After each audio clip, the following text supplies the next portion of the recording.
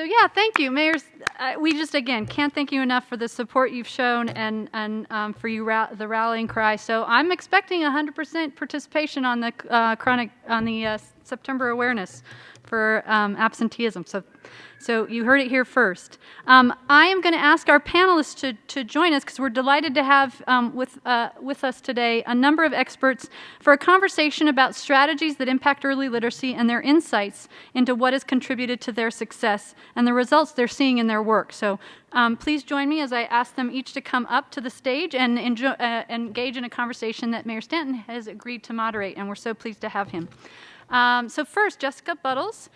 She is a teacher at Sunburst School in the Washington Elementary School District. So let's give a hand to Jessica. Thank you. Next we have Michelle Dougherty. She is Teacher of the Year for Arizona, and she's a first grade teacher in Encanto Elementary School. She also serves on the Read on Arizona Advisory Board, so I got to give a call out for that. And then next we have Lisa Holland. She is the Director of Exceptional Student Services and Preschool in the Douglas Unified School District. Welcome, Lisa. And next, again, we're making our out-of-town guests work for it. Cecilia Long is the Associate Director for Programs at Attendance Works, and Cecilia has been in some breakout sessions at the First Things First Summit for us. So welcome, Cecilia. And last but certainly not least, and he is a force down in Yuma, is Dr. James Sheldall, the Superintendent of Yuma Elementary School District. So welcome and thank you. And with that, Mayor, it's all yours.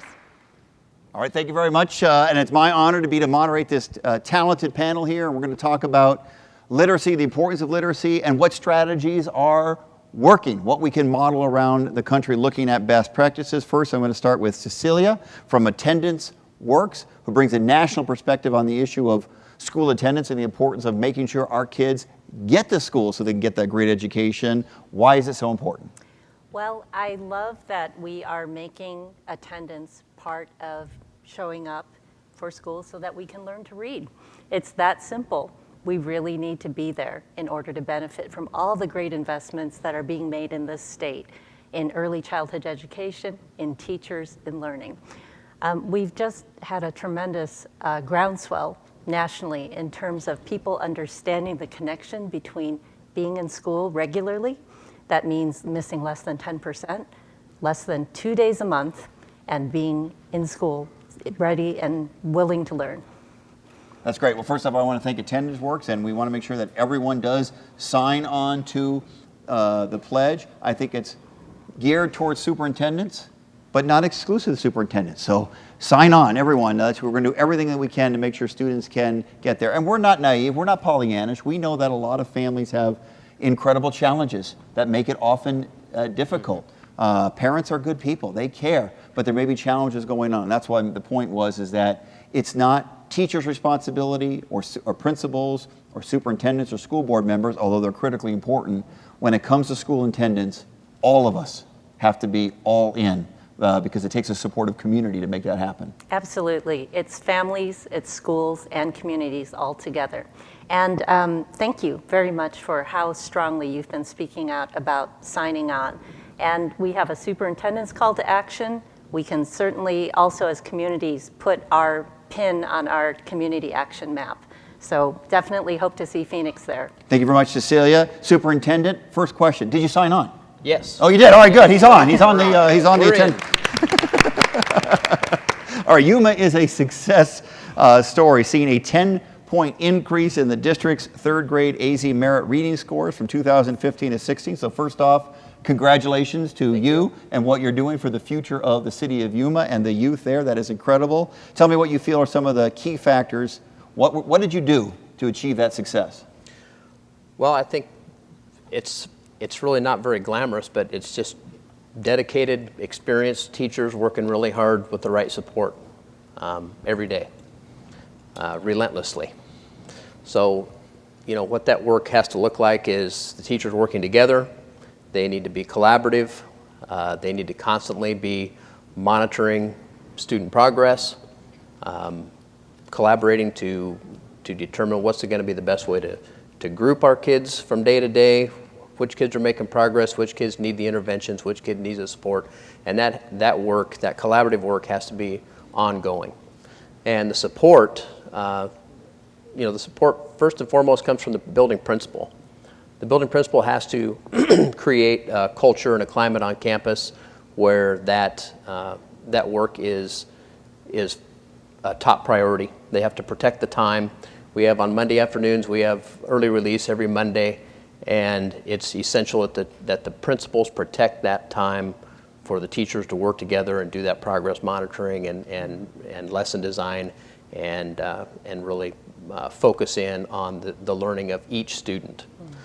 Another key support we have is we have some experienced paraprofessionals. In fact, we have one of our schools that really beats the odds. We have a dynamic trio. One of them just retired, though, unfortunately, who my daughter's going to be 29 coming up here. And these three paras were working when she was in kindergarten. Wow. So wow. They know how to teach kids how to read, they know how to work with kids, and they may not have degrees, but they are just an invaluable support system for our primary teachers. Thank you very much, Superintendent. Number one, congratulations on your success and for recognizing the important work that paraprofessionals do within the education system. Congratulations. All right, next is Michelle Dougherty, our current Teacher of the Year in the state of Arizona from Encanto Elementary School District. Now, I'm supposed to ask you one question. I'll get to it, but you did have the opportunity to meet the president. What'd you tell him? Well, let me get something straight. When I got back from DC, one of my students said, Mrs. Dougherty, if you Google Arizona crying teacher, your name comes up and your picture. I said, okay, it's out there, yes. But the reason why I was crying was because I was sitting in the Oval Office, taking everything in, and if you knew my life story, I would never have ended up there. But it didn't look anything like Scandal. Huge Scandal fan. So if you look, you see the video, I'm looking around, and then a lot of things and emotions hit me, and that's why I was crying. I really didn't hear what he was saying. I'll be honest, but then that's what my emotions hit me. So that is the story. But anyway, thank you. That's a good story. All right. The question they asked me to ask you was, you as Teacher of the Year, you have made literacy one of your focus issues, not only in the classroom, but obviously in your speaking responsibilities around the state. Why have you made literacy your focus issue? A little background. I'm a native. I'm rare. I grew up in a difficult area, attended only Title I schools, and my parents made a point to teach me how to read early on. I attended this thing in the neighborhood called the Little Church, and it offered a variety of programs, and one of them, apparently, I don't remember, was like a Head Start type program. But it had an impact on me. So when I attended schools, according to my report cards, it said my brain moved too fast while I was reading.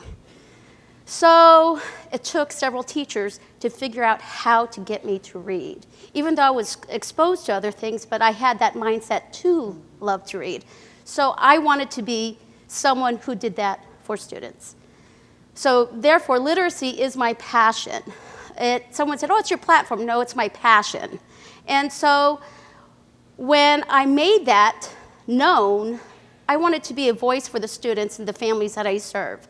And it carries on not through the school year, only through the school year, but also during the summer. So that is why literacy is extremely important to me.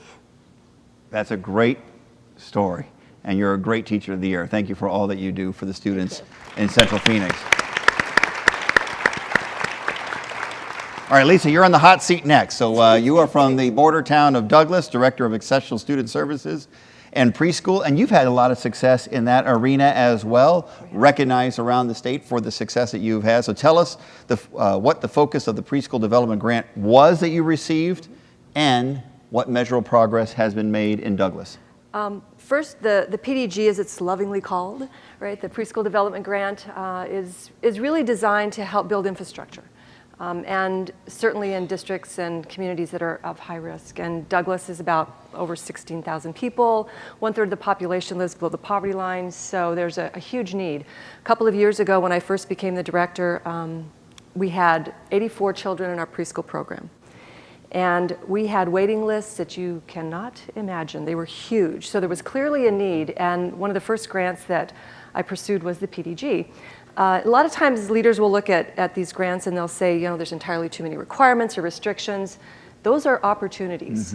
And we were lucky enough to be awarded the grant. We immediately started to work with some amazing partners. The Arizona Department of Education Early Childhood specialist that we have, Ariana Lopez, is incredible. I think she might be here. Sweet, yeah. And our partners with Quality First, First Things First. Without those kinds of supports, you don't make the progress, at least not in our district, that we've made. They guided us, they helped us develop kinder transition plans. They worked with us on really providing more structure. You know, the superintendent talked about designing and developing structures, and those are really critical to getting success, you know, getting everybody to be going in the same direction while still preserving their autonomy. And those are tricky things sometimes. So the PDG really helped infuse that, helped support it, and helped just bolster our classrooms like you cannot imagine. We doubled our preschool. We now serve, you know, over almost 150 children, and those are families too that come along with that. And that's, I think, a critical piece that we sometimes forget about, is that you're not only serving, you know, 150 kids, but you're serving all their families as well. And that would not be possible without the PDG. So that's what the PDG is all about. We all love measurable progress, right? We get into that as educators. We were able to take our students, and we went from having approximately 57% of our kids meeting or exceeding our literacy and language goals and expectations to 82%, which is a huge jump. Wow. Yeah, thank you.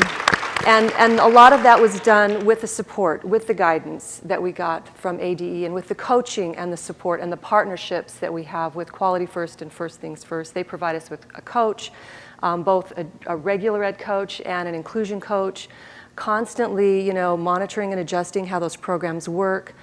We use, and again, these are all suggestions that we got from the grant, interactive agendas, which are really, really helpful for honoring voice in your teams. We work with problem-solving cycles. We do gap analysis at the end of the year, and then we do logistical planning at the end of the year to go for the next year. And that really helps everybody have an opportunity to say, you know what, that really worked well, or that didn't work so well, and we need to retool it. So those were just some of the things. So people in the audience, sometimes when they see those grant applications come out, Do not be fearful. They roll their eyes and like another grant. You're saying go for it and make that grant work for you and your students. Absolutely. Absolutely. That's good advice. All right. Jessica from Sunburst School in the Washington Elementary School District, of which I am an alumnus of Washington Elementary School District many years ago. Yeah. All right. You helped the field test for the Arizona's K-3 formative assessment tool. So describe to lay people like me, what is that tool and how did it positively impact your classroom at Sunburst? Well, the first thing is I heard it and I went, oh, another assessment? That's more time that I'm not going to be teaching. And with this, we like to call it a tool instead of an assessment, because it's something that's ongoing. I don't have to stop teaching. It happens while I'm teaching. One big thing is I always have my cell phone out because I use my app to collect the data. And so I really had to have that conversation with my administrator and our program coach and interns that came into our classroom. No, I'm not just hanging out texting.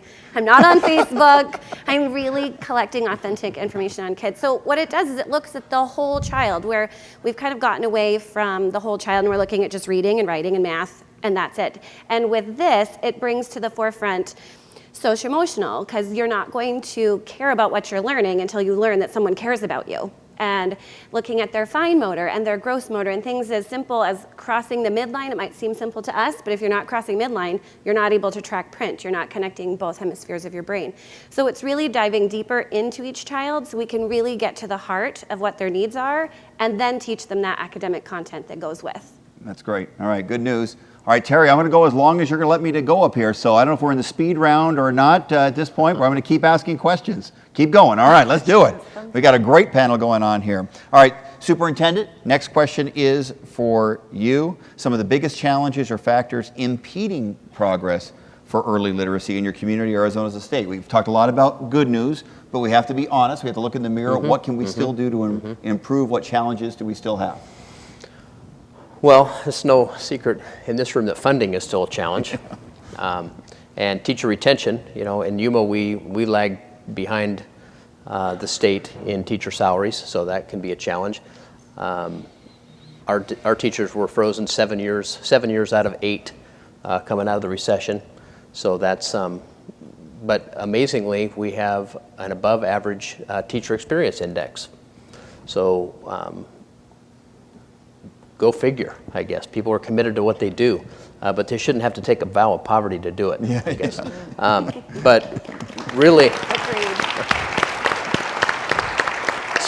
to me, the societal factors and the new economy is a real stumbling block for our community. We have a couple of those 90% schools that are going to get full day kindergarten funding, but we have also about 4 schools that fall between 85 and 90. It'd be nice to get those kids fully funded as well. But just recently in the Yuma Sun newspaper, an article came out about the percentage of people in Yuma who pay over 50% of their monthly income on rent, on housing. Wow. You know, conventional wisdom is it should be somewhere between 25 and 30. So the challenges that they face, and just kind of illustrate that, this really hit home with me what our parents are going through. When I was coaching Little League, and we had this kid on the team, and his mom kept saying, "Do you think you could give Charles a ride? Do you think you could give Charles a ride? Can you pick up Charles for practice?" It's like, yeah, you know, no problem. But after a while, it's like, geez, you know, you sign your kid up for Little League, and you can't get him to practice. What's the deal? So then, about 6 months later, I go to Walmart after school, and I go in and check out, and it's Charles' mom checking me out. Hey, not checking me out, but you know. So, you know, we caught up. How's Charles? How's everything going? Yeah, you know, good. So then the next day, I had some repairs due around the house. I went to Home Depot. I go to check out. Who checked me out? Charles' mom. So Charles' mom is working 2 jobs. And if you know about working at Walmart or working at a big box store, you don't know what your schedule is, you know, from week to week. So our parents, the new economy is really hard on our parents who are not equipped with the college education and with the good job. So that's, if I could pinpoint one area that I think is really a stumbling block and a challenge for our schools, especially in early childhood literacy. I mean, how do those people who are working those jobs, how do they provide that stable, consistent, literacy-rich household experience, you know, home experience, early language experience for their kids? It's hard. That's a really good point. Very thoughtful. With income inequality going on around the country, in our state of Arizona, in Phoenix, sometimes it's hard for those of us who are lucky enough to be in a position to work 1 job instead of 2, to relate, to understand what those families are going through. But it ties right into the next question for Cecilia with attendance works. What are some of the common issues that schools wrestle with regarding chronic absenteeism? And I know absenteeism and dropping out of school are so closely related, and for so many students, the decision to drop out seems so irrational to us, but maybe rational to them in the short run because of the need to provide income for a family, go get a job if they're a high school student, etc. So we've got to overcome that. What can we do? Well, I think we need to back it up all the way into the early years, right? That kindergartner isn't deciding to drop out, but that kindergartner may be having just as hard a time getting to school as getting to Little League because mom is working. And so one of the things that we have the opportunity to do as we're transitioning from a truancy mindset, right, unexcused absences get punished, to a chronic absence one, which is let's look and see who's missing too much school and try to do something early on, pre-K, K first, so that we can get that kid on the right track. So they're not choosing later on after they've been discouraged, unable to read, unable to achieve, and choosing to drop out. So it's really shifting our mindset, getting to really looking at prevention and assuming some good. You know, I wouldn't assume that mom, Charles's mom, was not having aspirations for her child. Right. She wants him to succeed, but she's facing some pretty hard circumstances. So for us to ask, what can we do to help? What's going on that's really preventing what we all want, including the parent? And the same attitude with the schools. Let's not beat up schools, because they're trying their best as well. So instead of taking a number and saying, hey, you guys have a really high chronic absence rate and we're upset with you, it's what can we do to support you so that you can be successful and get this done. That's a great point. All right, back to our Teacher of the Year, Michelle Dougherty. You have worked hard even during the summer, and you helped our friends at Valley of the Sun United Way with a summer program for struggling readers. So tell us about this summer slide, what it is, how the program works, and the results that you've seen. I guess when you win Teacher of the Year, you have to work even harder than ever. Well, I have the second job for my boat, so. Sorry. Woo! Sorry. I've had the privilege to work with Valley of the Sun United Way for this is my 5th year. And what I have the opportunity to do is to go into a variety of sites, 8 of them, Boys and Girls Club, YMCAs, ICANN, and East Valley of the Sun, East Valley Boys and Girls Club. And what I get to do is I get to go in their sites during the summer, and our program's 9 weeks long, and train their program managers, their unit directors, their counselors, how to embed literacy in their learning areas. We hide it. It can't look like school. It cannot. We tried. No bueno. Anyway, so I also have support. I have literacy coaches that I work with, that I train as well, before and during and even after. And so these clever literacy coaches hide this literacy, say, for example, in the PE room. They create a game using basketballs or whatever activity they're doing. They train the counselors to use it, so while they're not there, it's still happening. So we've been doing this for 5 years. We have pre and post tests from an outside provider. It's been pretty successful. We started with 2 sites, now we have 8. Our first year, we had about 73% students maintain or grew to prevent summer reading loss. That was our goal. Last year, we had 93% of our students that maintained or grew. This year, we had 95%. And we had almost 500 kids participate. Wow. Nice. Wow. And it was pretty exciting for us. And if you know the facts, let me just give you one. The students that we provide services to this summer, on average, lose 3 months over the summer of literacy. Being a teacher, I see that. It takes me a good 6 to 8 weeks for a child to get comfortable with me, get comfortable with school, and recall the information that they learned from the previous year. So the outside evaluator said instead of them losing 3 months, we gave them 2 months. So a total of 5 months they walked in the door with.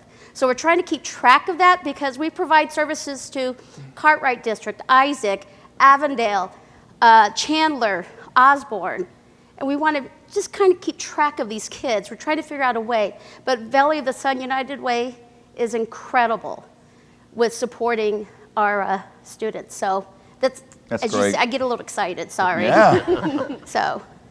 That's great. Thanks for helping develop that program. What a great story. Obviously, as a cities here and I know the other mayors in the valley and the state feel the same way. Let us know. Obviously, our libraries can be great partners in that regard as well. Let us know what we can do to continue that success. Okay, Jessica, next question is for you, and it really has to do with the fact that so many of the teachers in this room, they pour everything into the job. Truth. All their time, their energy, their passion, their love, their money as they dig into their own pocket to help pay for supplies. As I know with my own sister Maria, a special ed teacher in the Cartwright district, they are all, and sometimes don't even take enough time for themselves, self-reflection, etc., because you pour yourself into it. Talk about yourself. What did you learn about yourself as a teacher during the process of field testing K-3 formative assessment tool? Maybe lessons for other educators in the room. I think I'm pretty quick most of the time, but as I got started, I realized I really had to look at it, to read it, to understand, and it felt at first like, I don't know if I'm going to make it through this, but that as we kept practicing and kept collecting data, that it really became second nature. And it's a lot of what we as teachers do anyway, where we're like, oh yeah, Johnny needs to work on his pencil grip, and oh yeah, Sally needs to practice her sight words because her fluency is not where I think it should be. And we all have these, running record observations in our head that we have, but we don't always act upon. So using this tool kind of brought it to the forefront. And it was really cool. I can think of 2 examples. In bringing in the whole child last year, I focused on fine motor. This group was kind of a mess, and that's an awful thing to say, but they really had no experience with crayons or pencils, scissors. They could work a tablet like gangbusters, but they didn't know how to do anything with their hands. And so to start every writing lesson, we had 15 minutes of fine motor, and we were just working on building the stamina. By the end of the school year, my kindergartners were able to write 5-sentence paragraphs on connected. They were phonetically spelled, they were simple sentences, but they could do it, and they knew they could because we practice. And then another one, I had a kinder who I retained. He just wasn't ready. Socially, he wasn't ready. Emotionally, he wasn't ready. Academically, he wasn't ready. And so as we really dove in and didn't look at just the academics, but we really dove in, we saw that he could not cross the midline for anything. And I would move his body with him and for him, and he was still like, what is going on? Miss Buttles, I can't do it. And I'm like, you can. And as we strengthened his crossing midline and his fine motor skills, then other parts of his brain started connecting, and then the academics came faster, but he was feeling safe, he was feeling loved, he was feeling ready. And even though, it's really hard, I know you can do it, bud, let's do it. And so working with the whole child and kind of putting aside the academics for a little bit so we could focus on what really he needed, I think it made me look at everybody in a new light, and the testing that we do and how I partake in that assessment, the district level assessments and so forth. That is great. By the way, all great kindergarten teachers.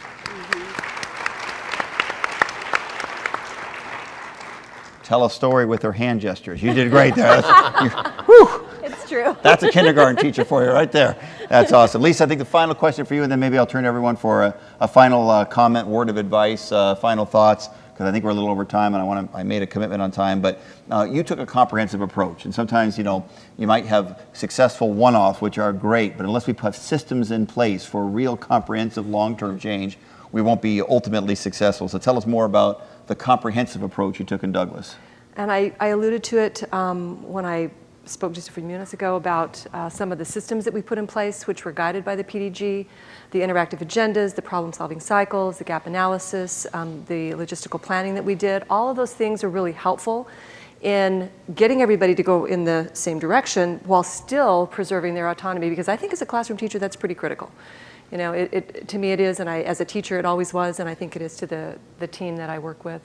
There was one other piece that I would like to mention, and that was, again, something that was driven by the PDG, and that were the community of practices. Those were amazing for us because you can get extremely isolated. Districts can kind of cluster up and you don't really reach out to your community members, and those partnerships don't expand. And developing a community of practice for us was just a great experience.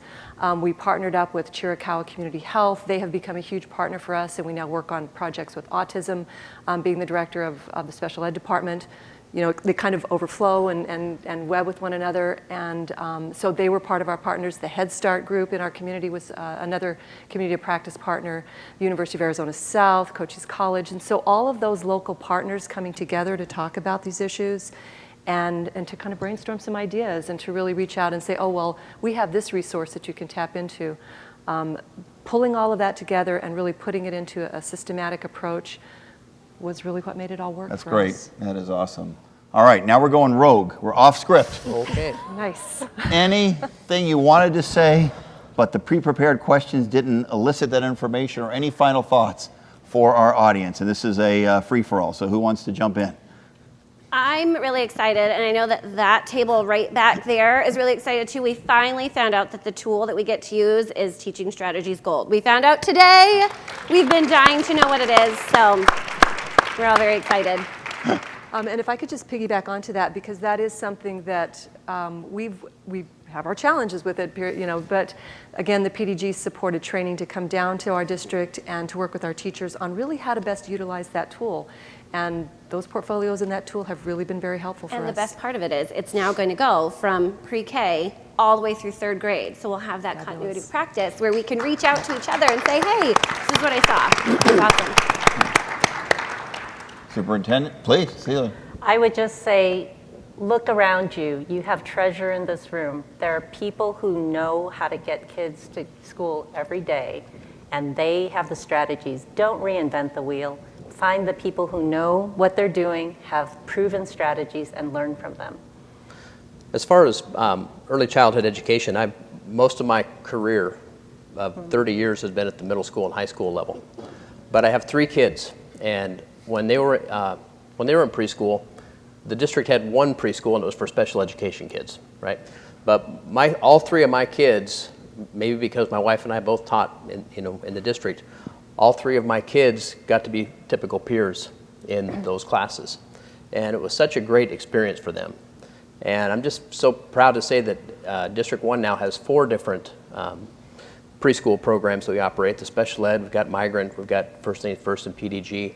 And they, up until this year, operated in silos. But at this year, we started with the inclusion program. So we're intermingling the students in all 4 of those programs. And the special ed kids, instead of being in that special ed room, because we know that we don't want them in the special ed room. Special ed is not a place.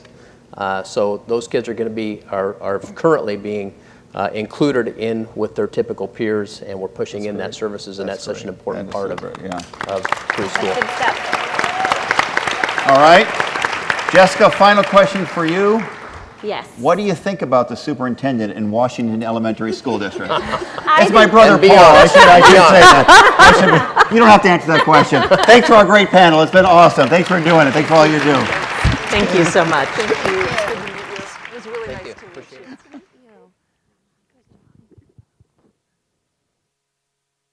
Thanks for hoping it didn't go too long.